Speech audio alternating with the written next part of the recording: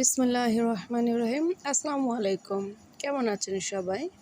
আশা করছি ভালো আছেন। আলহামদুলিল্লাহ আমিও ভালো আছি। আজকে আরেকটি রেসিপি নিয়ে হাজির হলাম আপনাদের সামনে। এটা গরুর মাংস আলুর ঝোল। এভাবে যদি রান্না করে খান, সত্যি বলছি খেতে অসম্ভব মজার হয়েছিল। আর বারবার এভাবে রান্না করতে ইচ্ছে করবে। তো সেভাবেই আমি কিভাবে রান্না করতেছি সেই ভিডিওটি নিয়ে আপনাদের সামনে আমি হাজির হলাম। এখানে আমি কিছুটা গরম মশলা দিয়ে দিয়েছি আর পর্যাপ্ত পরিমাণে পেঁয়াজ দিয়ে দিয়েছি, সেটা তো দেখতেই পাই। পেঁয়াজটাকে ভালো করে লাল করে নেবেন। অবশ্য যে কোনো রান্নাতে পেঁয়াজটা একটু বেরেস্তার মতন লাল করে নিলে খেতে কিন্তু অসম্ভব মজা লাগে আর তরকারি থেকে অনেক সুন্দর একটা ঘ্রাণ আসে। তারপরে আদা বাটা দিয়ে ভালো করে ভেজে নেব। আদা বাটাটা ভাজলে আদা বাটার গন্ধটাও চলে যায় আর ভালো করে ভেজে নিলে সেটা থেকে কিন্তু অনেক সুন্দর ঘ্রাণ আসে। এরপর আমি কিছুটা পানি দিয়ে দিলাম। পানি দিয়ে এর ভিতরে জয়ফল, জয়ত্রী, গোলমরিচ, জিরা একসঙ্গে আমি বেটে নিয়েছি, এটাকে আমি ঢেলে দিলাম। তারপরে এখানে আমি পর্যাপ্ত পরিমাণে 1 চামচ হলুদ ফাঁকি দিয়েছি আর এখানে 1.5 টেবিল চামচের মতন হবে মরিচ ফাঁকি দিয়ে দিয়েছি। গরু মাংসতে একটু মরিচের মশলাটা বেশি দিলে খেতে ভালো লাগে। এই দেখুন, স্বাদমতো লবণ দিয়ে ভালো করে মশলাটাকে কষিয়ে নিলাম। এরপরে এখানে ধুয়ে পরিষ্কার করে রাখছি যে গরু মাংস, সেটাকে আমি দিয়ে দিচ্ছি।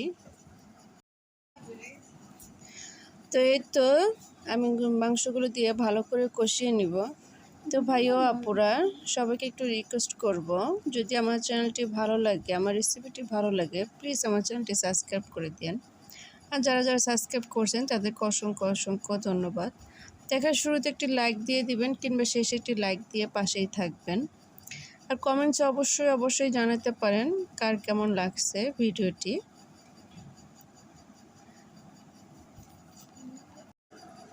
এই যে দেখুন, ভালো করে কষানো হয়ে গেছে।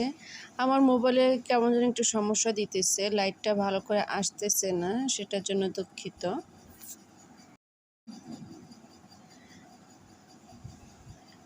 ভালো করে কষিয়ে নিলাম কয়েকবার করে, একদম সিদ্ধ হওয়া পর্যন্ত।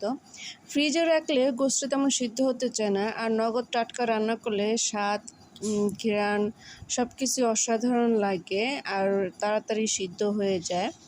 এরপরে আমি এর ভিতরে আলুগুলো দিয়ে দিব।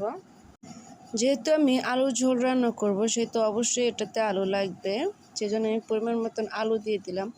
আর গরুর মাংস রান্না করলে লাস্টে যদি আলু ঝোল থেকে যায়, সেটা কিন্তু খেতে অসম্ভব মজা লাগে। আমার খুব পছন্দ। গরুর গোশত বা মুরগির গোশত রান্না করলে পরবর্তীতে ঝোল থেকে গেলে সেটা আমার অনেক পছন্দ, রুটি দিয়ে খেতেও ভালো লাগে। এজন্য আমি চেষ্টা করি আলুর সংখ্যাটা একটু বেশি দেওয়ার জন্য। তা আমার গলাটা এমনিতেই অনেক খারাপ ঠান্ডায়, তারপর আপনার সাথে একটু কথা বলতেছি। আশা করছি মনে কেউ কষ্ট নেবেন না আর কেউ ভুল বুঝবেন না। এতো আমার রান্না হয়ে গেছে, দেখুন কালার যেমন অনেক সুন্দর আসছে, খেতে কিন্তু অসম্ভব মজার হয়েছিল। তো ভিডিওটি কেমন হয়েছে সবাই প্লিজ অবশ্যই জানাবেন। আমার ভিডিওটি এ পর্যন্তই।